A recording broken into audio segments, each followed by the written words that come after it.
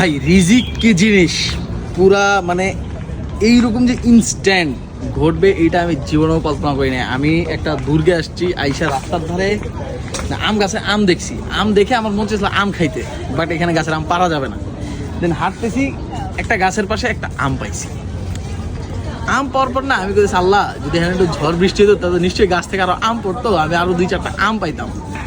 তো এটা বলে আমি আবার সামনে হাঁটতেছি, হাঁটতে হাঁটতে আমি এই দুর্গের একটা সাইডে গেছি এবং গিয়ে জাস্ট অবাক, আমি লাইফে এই দৃশ্য কখনোই দিই নাই। গাছের নিচে আম পড়ে, সব গাছ পাকা আম, পুরো মনে করেন যে আমের বিছানা হয়ে আছে এমন অবস্থা।